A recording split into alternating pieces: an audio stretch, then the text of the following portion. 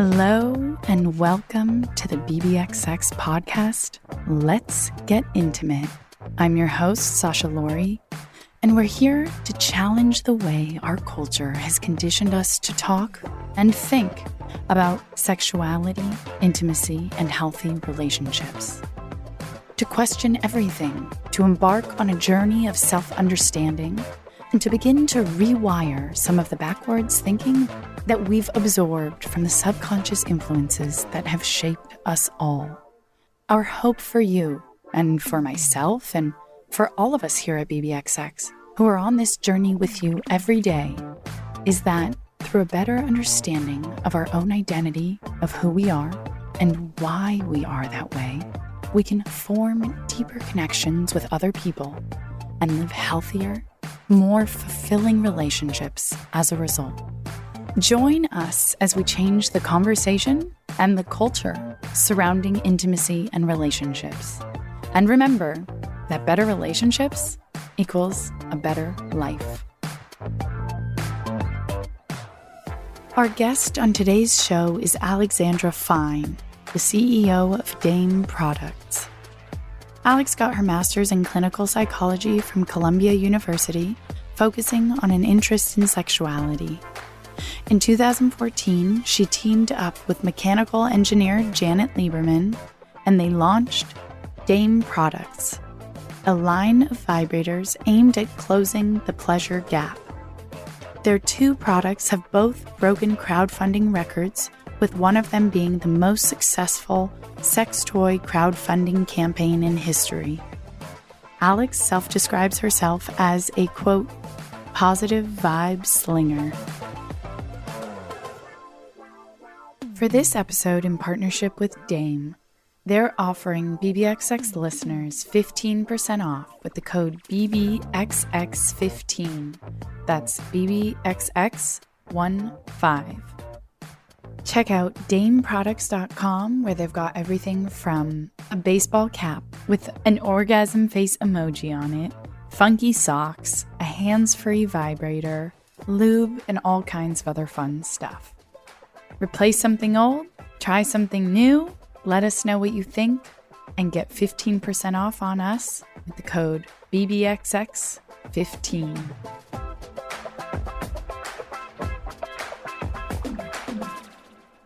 Okay, well, thanks so much for joining us here today. No problem. Happy to be here. So I'm going to start out by reading a quote that I found in an article that you had written, and it says, "In the past 4 years of running a vibrator company, which has involved countless focus groups and rounds of product testing, I've absorbed a thing or two about sexual preferences, fears, aspirations, and misconceptions." And so kind of opening with that, I'd love for you to just give our listeners a bit of context and tell us about how you came to be where you are today. It's always hard to think of my own personal origin story, but I think it really does start from being really young. I remember feeling sexual as a child, which is something that I think we don't really discuss and we ignore in children, and we feel very uncomfortable by it. But I did feel that way when I was young. And when I was 6, I went to a drag queen party. My cool aunt, I was staying with her in the city. She just brought me to a party. I met some drag queens. I learned so much about my own femininity and what feminine power could be from them, as well as the idea that sex and gender are two separate, distinct things. I went back to show and tell. I explained it to my class. They called the principal. The principal called my parents. My aunt got a strong talking to, and it really sparked this, like, wait, why can't I talk about this? Why is there a truth in the world that isn't hurting anybody, that I'm getting in trouble for sharing? Because for me, learning those truths felt very liberating, and I was so excited to tell my peers about it. And I think that kind of was really like the beginning of Alex wanting to be a sex educator and talking about those topics. When I was in middle school, the continued, like, I'm a very overly friendly person. I'm definitely going to embarrass my children by like saying hi to everybody in front of them.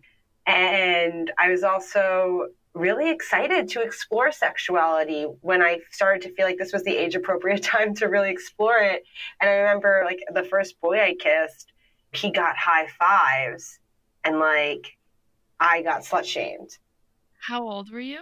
I was 12 or 11. It was middle school. I was 11 or 12. And it was like my first French kiss, which was gross. And like in front of a bunch of people where like 20 people were watching and then they counted down and then we kissed. And then literally like right after everybody was like giving him high fives and like I didn't exist. And if anything, I was spoken poorly of. And it really sparked this whole thing for me where like I really shaped the way I was going to explore sex to make sure that people weren't going to say negative things about me. And I don't know if I always did a great job with that, but I remember really wanting to have sex with a boyfriend and making him wait. I was trying so hard to wait until I was 16 because I was so scared of being slut shamed. I don't think I made it all the way there. But like going back and thinking about that, that is so silly. I wish there's no, like, I was ready. I was excited. It was what I wanted to do, whether it was for the right reasons or, you know, it was what I wanted. And I prevented myself from experiencing life because I was so scared of being slut shamed. So there's that. Then I got HPV and I wanted to tell everybody about it. And all of these things essentially led me to wanting to become a sex therapist. I got my master's in clinical psychology from Columbia and was going down the the researcher path. Started realizing that I wanted to talk to people more than researching was going to allow. And I wanted to just do more. I mean, I'm really impatient. I have a lot of typical entrepreneur characteristics and kind of started to realize like, oh, I can take this passion I have for redefining what sexual pleasure is supposed to be for us, what it specifically really means for women, and do it in a different way by creating products and creating a brand that offers services. So that's what I ended up doing. The universe put me in touch with my co-founder who went to MIT for mechanical engineering. She took this crazy idea I had and made it into a reality. We launched it on Indiegogo. We raised $575,000 in 45 days for our product Eva, which is a hands-free clitoral vibrator that can be worn in between the labia during penetrative sex. So it stays there hands-free, and it's a really great way of getting additional clitoral stimulation. Now, like 5 years later, we have a line of vibrators. We have an all-natural aloe-based lubricant and a body positioning pillow. So yeah, we've been really expanding. And I think my path kind of starts with where a lot of your other guests have started. And I think for me, like if you are drawn to sexuality in some way, if there's something about your soul that's pulling you to this topic, I think growing up for me, it felt like academia was the only way. And I've been able to find my own path that allows me to have the conversations and impact in the world that I wanted to have that aligns better with, I think, who I am and what my skill sets are. Right. Kind of that need to, at least for present day, step outside of academia into at least the space that I think startups have allowed us both in order to hopefully have that society and cultural influence that can eventually work its way back into and evolve the academia and the opportunities within that realm. Mm-hmm. Yeah, that's actually something I've really noticed is that, you know, a lot of academia is actually funded by private institutions often, whether it's the research or they're not siloed. The world is this really grand collective space. And the more private institutions that are trying to champion sexuality, the more likely then the researchers will have the proper funding in order to do a lot of the research they want to do. Yeah, you kind of also touched on that story of you as a child and feeling sexual when you were a child. I wish I had even known what sexual was. I think that language plays such a huge role in shaping how we think and therefore who we become. And so if we don't even have the exposure to certain things and the language to identify those feelings or those characteristics, then I think that definitely can kind of trap us. So one, that was cool that you did have the language to identify as such. And you touched on the kind of femininity. And I'd love to hear, again, going off of how language is so important in sort of operating definitions, how you would define femininity and then how you would define masculinity. Oh my God, those are such big questions. And I think it's a really exciting thing to think about because, well, one, I think that femininity and masculinity, I do really think that ultimately that they're social constructs. Of course, that I think that both characteristics can exist within one person. One person with one sex can feel the alignment, like you can be female at birth and feel very feminine, and you can be female at birth and feel very masculine.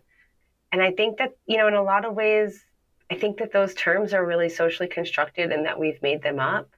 I think about this a lot, like what's truly feminine? Like what is 100%, whether it's in a visual versus what is masculine. And I guess I would say, to me, femininity tends to be softness and curves, and masculinity is right angles and sharpness. And again, like, I think this is all made up, but I can kind of maybe understand how, like, since women have the ability to bear children, nurturing is now viewed as a feminine quality, while men in general were hunters and gatherers and the fighters, and therefore aggressiveness is viewed as an inherently masculine quality. When I'm negotiating, like when I'm doing business, I often really do feel, I try to tap into what feels like the masculine part of me. And I do think, again, all of that's made up. These are layers of socially constructed things that maybe had a seedling of truth at one point. Yeah, I think kind of going off how you were saying, how much are they a social construct? And I too feel as though I have many, I guess, what would be considered masculine attributes or masculine energy, or I think it's more what it stands for and how it kind of pigeonholes femininity into this one thing. Well, one, I struggle with this too, because it's like, does the binary truly serve us? And, I don't really have the answer for that. I know that the binary is what I was raised in and how it was the language I was given. And I believe that language shapes our reality. So it is often how I still see the world. But I think that ultimately it's so much more fluid and bulbous than these two distinct things. I like visualize it as like an amorphous blob that like moves through time and space, and like that's our identity, because it just is constantly changing and fluxing. And I think what it means to be a woman in your early 20s versus what it means to be a woman in your 40s is like just a whole different experience. And I also think, like, when I think of nurturing, I think of fierceness in nurturing and like this really powerful love that feels really strong to me. Yeah. And I think that we can expand on femininity so it does feel stronger. The idea that like masculinity is strength and femininity is weak, that's got to go. What role do you think culture plays in the development of our identities or that shaping of the blob? I think, like, what is it? Like, form is emptiness and emptiness is form. Just like a Buddhist saying. And I don't think we exist without culture. I mean, I kind of think the idea that we even exist at all is questionable. I think our culture shapes us tremendously and we exist within it. Mm-hmm. Going off of what we were talking about before with that dance between or blending of or contradiction of, one of this amazing photo of you in your wedding dress, it says, "I'm a lady and I poop. I'm big and I am tiny. I'm a wife and a child. I'm a successful business owner and I'm truly lazy. I am a many of identities. So I'd love for you just to kind of speak off of that and to that contradiction that does exist within each one of our own identities and in culture. This is me on the toilet in my wedding dress, right? Like, first of all, that picture is like my favorite picture of the whole wedding. Like, I'm not even joking. I think getting dressed up in a wedding dress feels so silly. And in a lot of ways, I did not feel like myself in that dress. I just think that there are simultaneous truths that exist within all of us, and that they are so beautiful to just hold all of them all at once, and to acknowledge that, like, you can be strong and you can be soft. I can be all of those things. It makes me have a lot of self-love when I hold space for my contradictions. What are you? What am I? Are you small and big? How are you small and big? Oh, that one, I think the way it speaks to me is in presence, sort of, and how I, around certain people or people I don't know well, or in situations that I am either not interested in, or I sometimes also just love to listen. And so I think that I can have a very small presence, but at the same time, that can easily shift with one question. The whole interaction could be based on what somebody else is saying. But if the one question that you asked is what led to it, I think that's a way of being big. I also have a lot of energy. Sometimes it's not present, but then sometimes, again, around other people, maybe you are kind of the person carrying the energy versus helping people kind of dig into and bring out their own energy as that more in the background. I totally get what you're saying. First of all, that was beautiful. Now I know you a little bit better. And I do feel like hearing you speak about the way you know yourself in these different contexts, and how you can, that there are different versions of you or different waves of you. You kind of can bring those to the table depending on the day or the need. Like, I don't always need to be a boss, but I can be. I definitely don't always want to be. Yeah, I was just about to say, and sometimes you feel like you can't be. I remember when people ask, what the definition of love is, and I think it's different for everyone, but I have toyed around, or in the past played around with the idea of just kind of being with that person helps you love who you are more, or brings out your favorite version of yourself. And sometimes that's very different. And sometimes in one relationship, it's that. But then 3 years later, it brings out a totally different version of yourself. But maybe certain things have changed. And that then becomes kind of the version of yourself that you want to be. I think that when we try to understand love, it's best understood as an action more than a feeling. And I think that the action, this is somebody else's quote. Well, it's not their quote, but like, defining love is really challenging. I've read a bunch of different definitions, and the one that I've always really liked, it's like the choice to spend your energy to help somebody else grow or yourself grow. When you love somebody or when you love yourself, you're giving it the energy and the time to spiritually grow. I like that one because it's beyond just this idea of good feelings, like tough love. Like when you really love somebody and you want to push them because you love them so much and you think they could be doing more, or you think they're struggling with something and you want them to stop doing X, that can be a loving act, even if it doesn't make them feel good. And there is the contradiction. Love doesn't always feel good. Yeah, love is interesting. But love should make you feel like you're growing. I think another important part of love, and be it romantic or with friends, is connecting with somebody who's weird in the same way that you are. Is just so beautiful.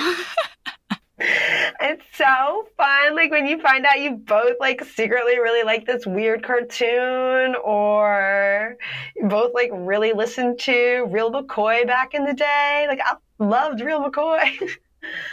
And I think kind of the last thing I guess I would say about that is you spoke earlier about those versions of ourselves. And I think people really focus on trying to be a certain version of their self rather than trying to find as many different versions of themselves that they can. Oh my God. That is beautiful. Because you can't grow if you're not expanding and trying these other things and putting on somebody else's shoes, a different pair of your own shoes per se. And so I think that exploration and learning requires being different versions of ourselves. And that's okay that there are many different versions, and there will certainly continue to be. It's so cool to think that you really can wake up and be a different person. I think a lot of people think that they can never change, but really we can change. And I also, when you were talking, it felt like a good analogy to sex, which is, I think it's really important in sex and finding our sexual selves and the things that we like and don't like, to explore different things, to find out if we like pressure or light touch or our nipples touch or the back of our necks touch. And I also think part of that discovery, it is so beautiful to find out what you don't like and who you don't want to be. Whether it's like you try anal sex and you realize you really didn't like it and you're just going to let that one just stay a fantasy thing that you like to masturbate to, but you're not going to do it in real life. Like, that's awesome. You know that about yourself, and that's really wonderful. And if you go out there and you try to be a different type of yourself and personality, and then you wake up the next day and you're like, you know what? I don't feel good about how I acted, or I didn't like ecstatic dance. Great. Like, I think who you are is predominantly the things that bring you pleasure, and knowing the things that bring you pleasure, and knowing the things that you don't like.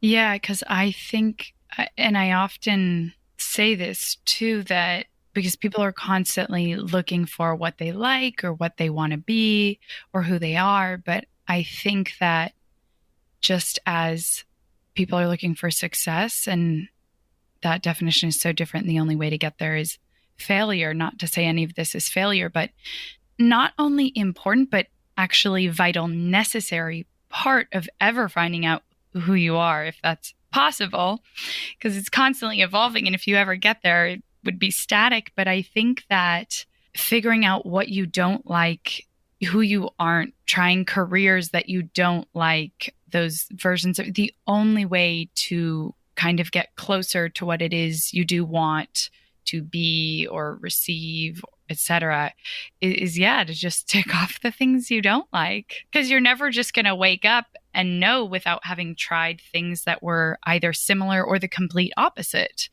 And so I think that rather than, as we discussed before, with that binary and expanding, so it's this range or this melding, I think people, even within that already narrow binary, pick just this small part of it, and that is their part, rather than sliding along it or up and down and slowly working from the outside in to narrow down from the things they've tried, the people they've been with, the lessons they've learned, to then find that place, rather than just assuming from the beginning that's where they want to or were meant to be.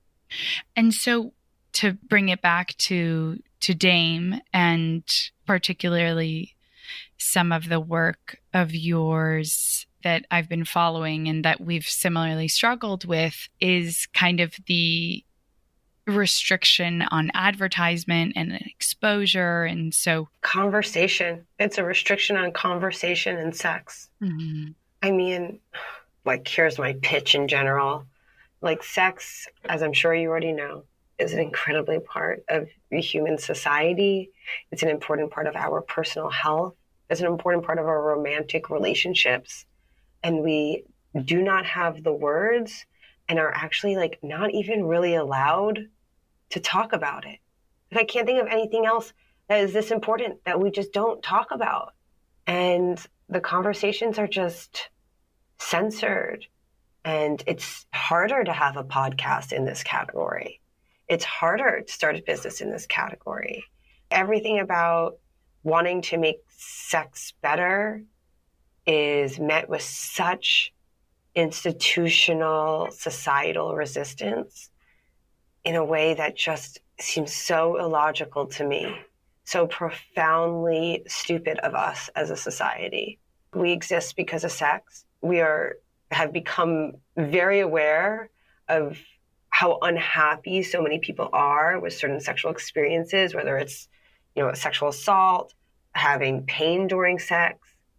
I think if you ask men, how is sex supposed to feel? They're all going to tell you it feels good. If you ask a young girl, like who's about to have sex for the first time, how she's feeling about it, she really might tell you that she's scared it's going to hurt.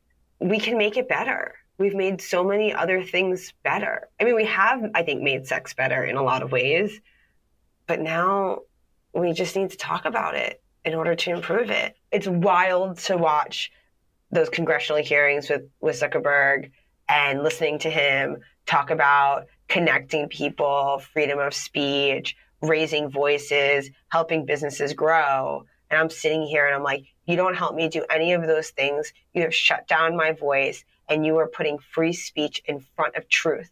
And my advertisements, my messaging, it's all based on science. And we work really hard to say truthful statements about, what we think sex should be. Like sex should be safe, consensual, and pleasurable.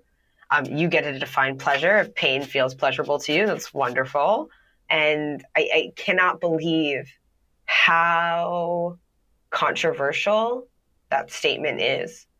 You kind of mentioned they censor conversation, and part of our what is a book club that's actually email content curation. We talk about changing the conversation and the culture surrounding intimacy and relationships. But we once tried to run an ad that said, I almost did it as a joke just to see what happened. It was a picture of somebody hiking and it said, love your family. And it was denied for obscenity. So it's then going back to the entire profiles, entire companies being flagged and can't run anything. So then it's people, it's thoughts and ideas that are being censored, which kind of takes it even further. Because as we talked about in the beginning, if you don't even, it's not even you're not able to take part in a conversation you're already having in your head. It's denying you kind of the capacity and the exposure necessary to spur those thoughts and ideas in your own head to start that conversation in the first place. And there is a conversation happening too, which is often one about sex and fear, about sex only inside of the marriage, or that I know people who were shown a flower and then that flower is crumpled up and that was used as an analogy for what will happen to them if they have sex before marriage. I think, oh my God, I'm going to get this stat wrong. I think it's only 9 states that have medically accurate sex education. I mean, it is. Yeah, it used to be 13. And it's dropped. Right. Well, that's what we need. That's what the Me Too movement was about. I think for me, just kind of going off of the ads that I've run, because I think people don't really understand. I think they assume that I'm trying to run an ad that shows a vibrator and is like, buy a vibrator here. One, I wish I could do that because I can target that and then you would know what you were clicking on. But what I was doing is I, as a person, was running advertisements that featured, because I knew that I could not push people to dameproducts.com because it sells vibrators. So I thought I'd be clever. And I ran advertisements that was like, thank you so much to the New York Times for featuring me and my story of female entrepreneurship, or something to that extent. Wow. I did the same thing with the BBC video. Megyn Kelly had a Today Show. She put us on there. I tried to run ads there to the W Magazine article. And essentially all of these articles were shut down because Facebook said those articles were inappropriate. Facebook said that the New York Times article about my business was too risky and that some of their viewers might find it insensitive. And I just think, whose sensitivities are you guys worried about? Because the lack of information is causing harm.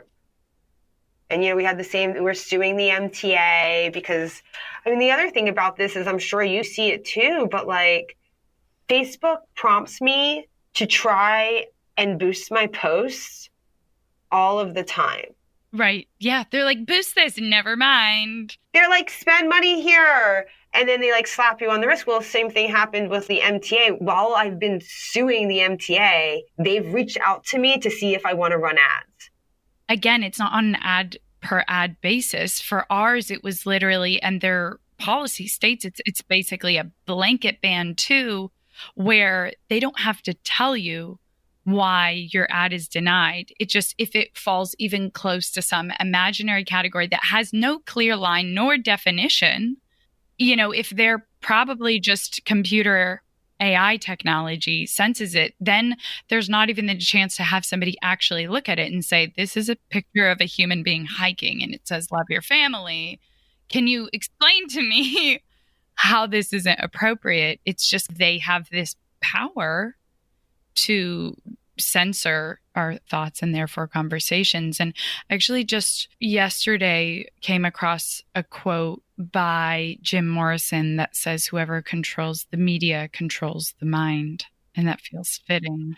Yeah, I think a lot of powerful people have tried to also own media companies exactly for that reason.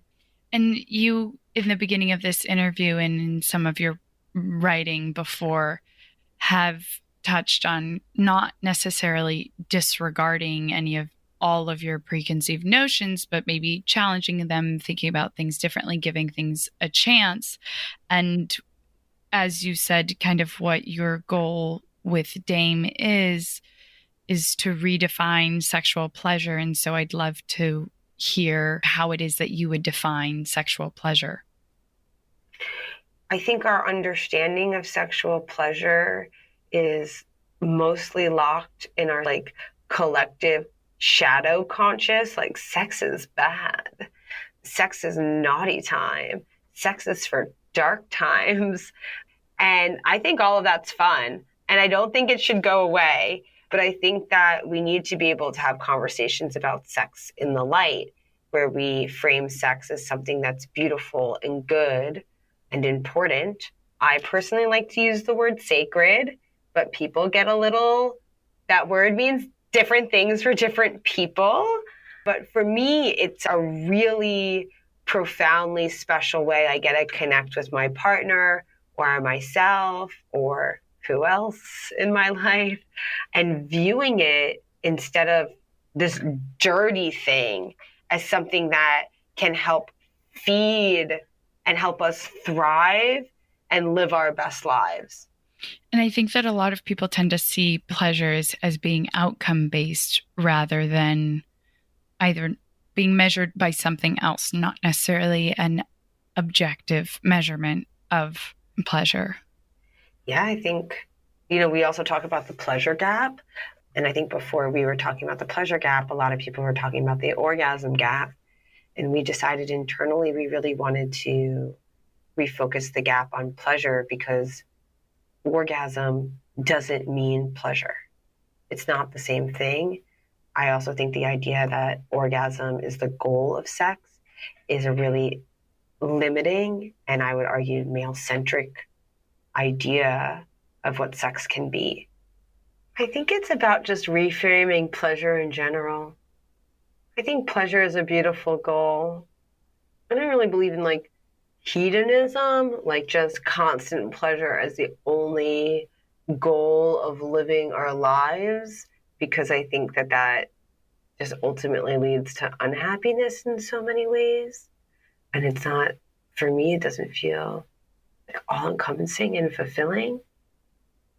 But feeling good, feeling pleasure in our lives is what makes us feel alive. And I think not feeling pleasure, not feeling joy, not enjoying the sensations in our breath as we breathe is what makes us feel dead when we're really alive. Yeah, I think the part, and this starts so unbelievably young, before I think we even recognize it, that sex is this, as you said, quote, naughty thing that we're supposed to ignore or control or not even have. And those really subtle subconscious cues that we get from really early childhood. And I think before we can even recognize we're being told how to act or what to think or in what ways to restrict ourselves, by the time it could even have the capacity to become conscious on a conscious level, I think it's already ingrained in us. So I think it almost preempts that process of recognizing what culture, society, or, family, friends, etc., are teaching us, because of the way in which it becomes part of us and the script we follow before we were aware that that's even how we learn. Yeah. And so I think that part is incredibly important, because even if I think back to, I can't even imagine how young you're learning these subconscious cues, or like getting too intimate with your teddy bear, and people are like, oh, don't do that, that's weird. But imagine walking in and seeing your daughter or son like playing with themselves at a really young age, and like, how do you respond and how does it make you feel?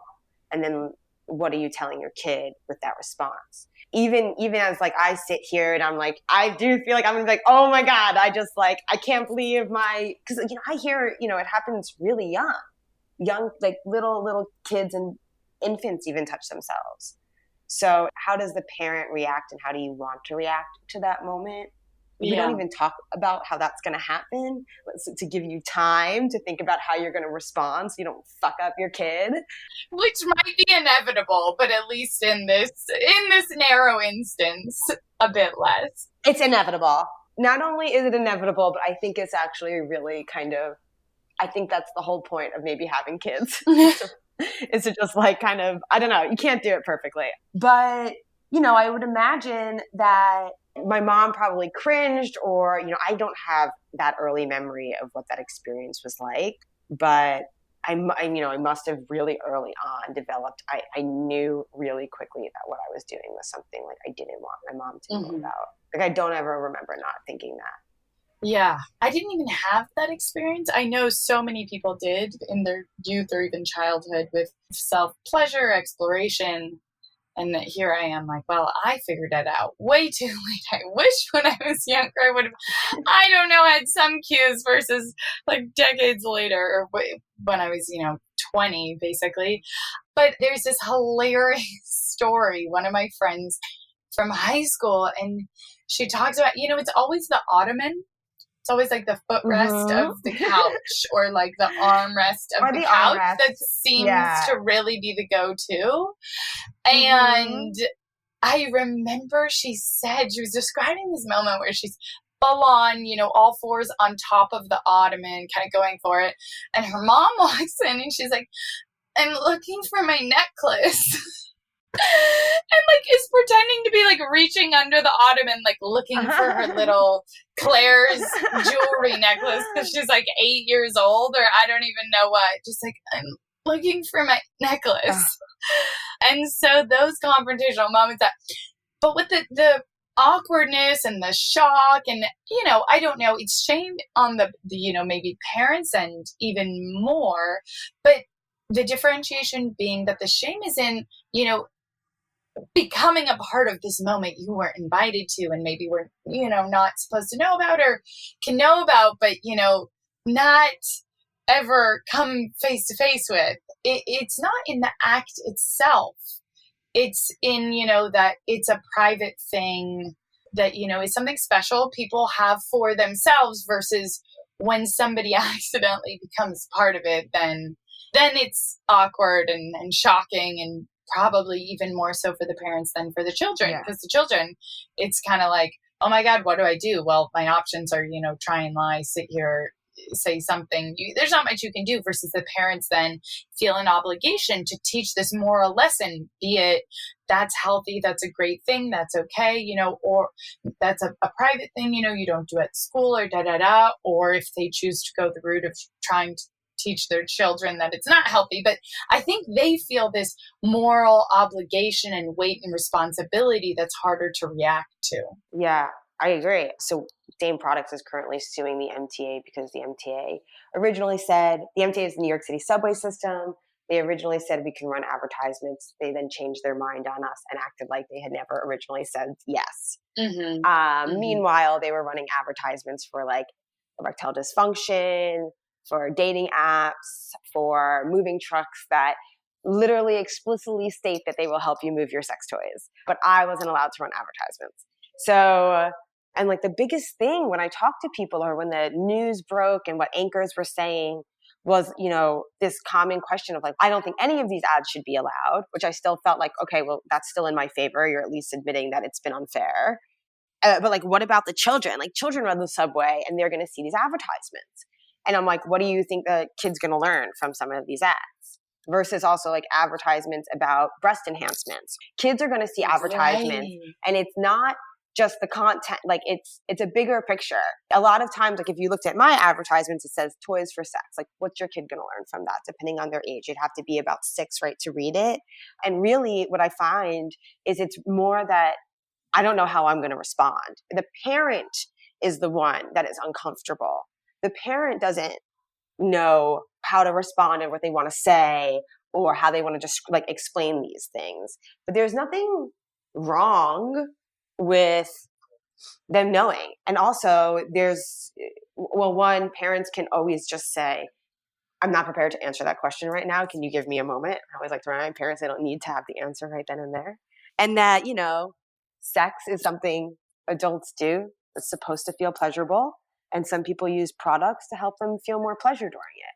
I don't think it's that challenging to explain. There's this sex educator who has a really great story about her and her daughter and her experience that like really blew me away. She talks about the first time, I don't know how many times it's happened. She walked into a room and she saw her 3 or 4-year-old daughter, very young, playing with puzzle pieces in a way where she was clearly kind of rubbing one of the puzzle pieces against her vulva. And she walked in, she was like, oh my God, she had a moment.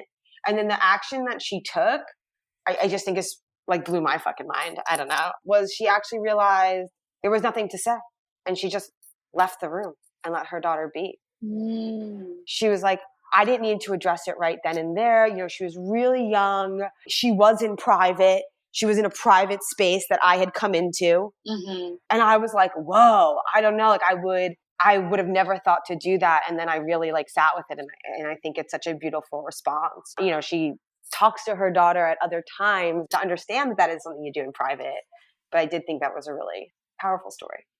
Yeah, it almost made me wonder too, if a kid walks in on their parents having sex, they would just leave the room. Yeah, they'd probably just leave the room. Or I wonder, you know, then what the moral lesson the parent would teach the kid, because I can't imagine that they would try and teach their kid it's something unhealthy or bad, or I would hope not. Yeah. Maybe just that it's something meant to help people connect or learn more about each other, you know, but it's something they do in private that wasn't meant for the other person to be a part of.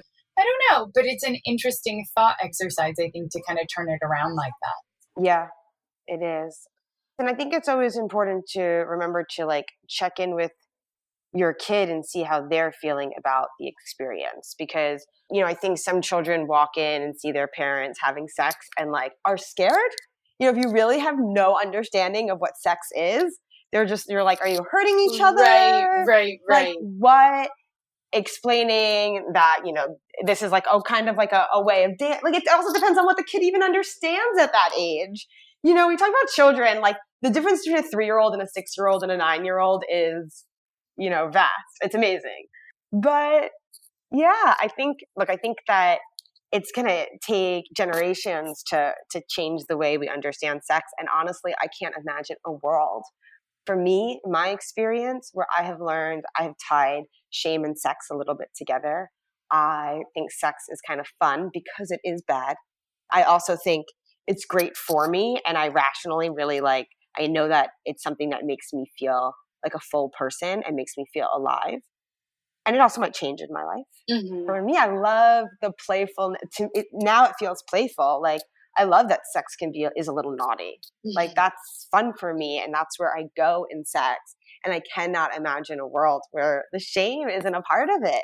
But I hope that that's what will happen one day too, as we normalize it. But it's interesting because my experience of it and a little bit what I like about it probably does come from a sense of shame. But I think, again, it's going back to that, the difference of the shame being in the act itself versus trying something new or like doing it in a public place or other things, you know, versus it being rooted on a deeper level. Oh, totally. And what I'm talking about for me in my playfulness isn't really shame. I'm talking about like, yeah, like novelty. or like role playing and like letting my body like let go of social norms so I can like just be this more animalistic version of myself. It's not shame because I'm not really carrying it with me. Yeah. It's almost anti-shame. Yeah. Because it's almost not listening and not following the script. So I'd almost think it's, you know, it feels like shame because what you've been told is what's bad. But it's actually being shameless that is the freeing feeling. Yeah, that's actually very true. It's being shameless. I like that. I like that too. But do you know what I'm saying about the part where tapping into my sexual energy feels a little naughty? Like living on the edge. Right. Something about that I wonder, would that go away though in like 100 years? That's a great question. I think it would just evolve. You know, can we ever get to a point where there isn't a social script of shame surrounding sex? I'm not sure. If we did, would it change that feeling that you're referring to? I don't know, because it's still something that's a secret. You know, it's still something you do in private, whether it's bad or not. You know, even if it's not bad at all, it's still this kind of inside joke type thing that I think can have that fun, playful. I don't think like doing it on an airplane will ever become a norm. Oh, you know what's interesting? It's like, so when I think about feeling like I'm tapping into something more primal, that doesn't feel like it needs the shame part. Like I do feel that without the shame, I could still tap in. Like it wouldn't feel like I was being naughty, but I would feel like, oh. I love that noise. Yes, that. Yeah, this is like Yeah, totally. And that I don't think is going anywhere because that's literally ingrained. That is evolution has designed us for that and to draw us to that. And I don't think, you know, sex was and will always, you know, hopefully even more so, be something designed to connect us on a physical level, on an emotional level, you know, on a intimacy level. Yeah. I honestly think that without the naughtiness, it would probably be easier to just like tap into the connection, to the primal, and the way it makes you like lock eyes with somebody and feel them. More of like the authentic vulnerability versus role play. Yeah. You know, whether it's just role playing the shameless version of yourself or, you know, the primal naughty, it would more just be, but this is actually who I am. Yeah. You mentioned the connection of the mind and body, which I always talk about and love. And it's just such an intertwined, inevitable or kind of unavoidable relationship between the two. But I loved your example of when you have sex and you have an orgasm, but when your mind doesn't go with it, either, you know, sometimes it's like you aren't prepared or it was unexpected or it just happens too fast or something like that. When your mind isn't fully a part of it, it's not the same. It's not the, you know, amazing, more comprehensive experience when it's a combination of that mind orgasm going with the body orgasm. I mean, I've even been confused if I had an orgasm where it's like my body goes into refractory, meaning like I don't want to be touched for a second, or I could tell like I really lost the wave, but I was like, fuck, I totally missed that orgasm. Yeah, or I'm sure for a lot of people, probably the opposite as well.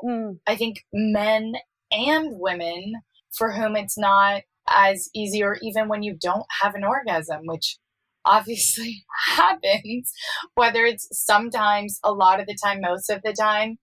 But obviously there's the capacity for a deep amount of pleasure and connection that comes out of that. So you can have that deep amount of pleasure that in the end can be, preferred probably, depending on the case, if it's a shorter amount of time and pleasure and connection with, this body orgasm versus a full experience of the mind and that kind of not only physical chemistry, but mental, emotional, or even like playful chemistry, humorous chemistry that can be so much more dynamic and powerful. And obviously, if you can get the full package, but that's a double rainbow. I think sex, as most of us imagine it, is one of our most embodied experiences. I think a really cool aspect of that is that when we kind of let go, kind of tap into our subconscious and just let our body follow what our body wants and our body desires, we can learn so much about, I think, ourselves. And I think that leaning into what feels good, what feels right, following that, and how to kind of steer ourselves away from, the voice in the back of a person's head, or, the doubts or the insecurities and all those kind of societal standards and scripts. But it's the same outside of sex as well. How do we lean into what we really want and go after that, or away from the things we think we're supposed to, just because people say, well, you follow this route, you do this, then these are the next steps as society tells us to be successful, or to be, a woman, or to be a man, whatever. But how do we lean away from those scripts and lean more into what hopefully one day will just be the norm versus being shameless, and go after what feels good? I think it's, practice makes perfect. And if you practice in one part of your life, it will transfer to a different, Yeah. It's Yes. so simple. I was just talking to a therapist about this. He was like, I know the work we're doing right now. He was like, it sounds so simple, but literally you're just practicing how to calm your brain down.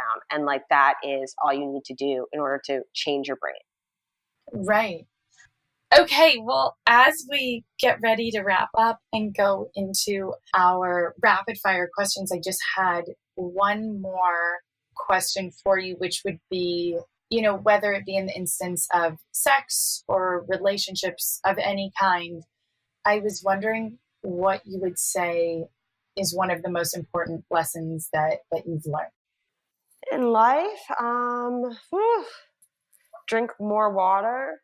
It's always a good one. I'm actually going to go, when I think more about sex, I think for me, it's a little bit more, I would say there's two things I've really learned through sex. I mean, it's always just I learn about who I am through sex. And a lot of that has to do with touching my boundaries and redefining my boundaries by realizing I don't like doing something anymore that I used to like doing, or I want to try something and I try it and I don't like it, or I do like it, but that I really learned through experimentation. And everything from it's okay to realize I really didn't like something I thought I was going to like, to, when I was sexually assaulted, feeling a lot of why didn't I do this? Why didn't I do that? To just my experiences happen and I learn from them, and I get better at setting boundaries and understanding myself, also by having some of the experiences that I don't like too. Sorry that happened to you.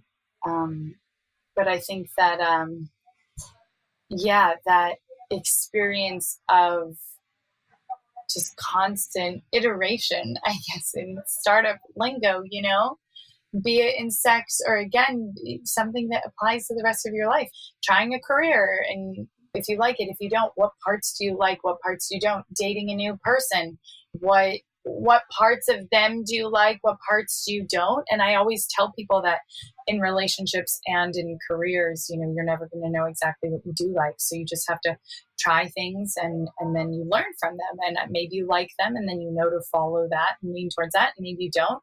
And that's really the only way to get you closer to finding what you do like. And sex it's like food or clothing. How often do our tastes change.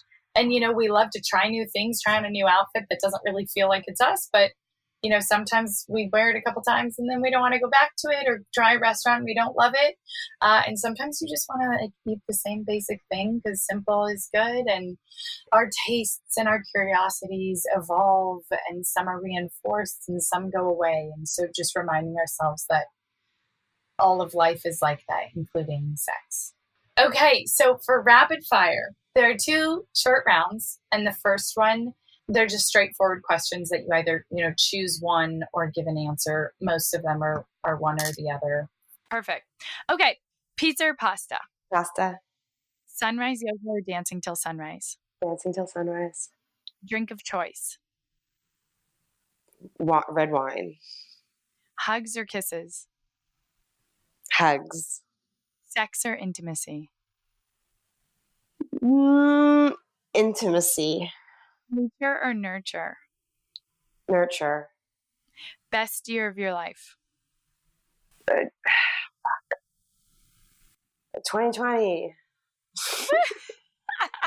So half-hearted. That's what I want, I'm like it's an affirmation, So you're putting it out there. It's going to fulfill itself.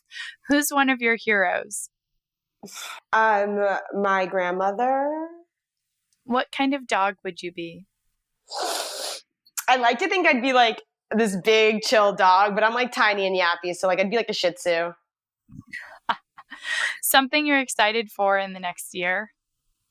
I'm going to Patagonia to see the total solar eclipse in December. Oh, amazing. Isn't that in cool? Chile? Are you going to Chile? On the Yeah. Chilean side or the Yeah. Argentine? We're going to the Chilean That's side. where I am right now. Really? But I'm in Chile. Yeah. Oh, that's so fun. That's cool. Okay. Oh, and your favorite tough question to ask someone? Oh my God, I don't have a favorite tough question. I guess. Ooh, okay. Never mind. I have one. Your first policy as president. I actually have another one that I ask people all the time, which is what would you like people to say about you at your funeral? Oh, that's a good one. Yeah. It's from other people. It's like in 80% of self-help books. What would you like people to say? And then what do you think people will say? Hopefully one is inspo for the other. I think, definitely. And it could help you maybe see the gaps. But I think even just doing what would you want them to say helps you just give you a North Star to move towards. Yeah. Okay. The next round and the last round is just word association. So I tell you a word and you say whatever word comes to mind. Yeah. Okay. Culture. Intimacy. Sex. Fun. Love. Life. You. An illusion. Us. Reality. Be. Be kind. Man. Woman. Be a man. Just show up. Such a low standard. Change. Inevitable. Hope. Cultivated. And BBXX. Intimacy. It was actually the first one that came to mind. Booyah. Yeah. Cool. That's it. Thank you so much for joining us. Yeah. Thanks so much for listening to this episode in partnership with Dame Products. And don't forget to celebrate with 15% off on us at dameproducts.com with the code BBXX15. If you like what you learned and you know someone who might also like listening, please do share this podcast. You can also feel free to reach out to us anytime if you'd like to submit questions, requests for experts to have on the show, or if you'd like to share your positive feedback or constructive criticism. We'd love to hear what you think. It's the only way we can learn and grow along with you. Be sure to check out our website follow us on Instagram at bbxx.world and subscribe to the book club newsletter, where we send out even more resources to help you dive even deeper to the topics that we bring to you on the show.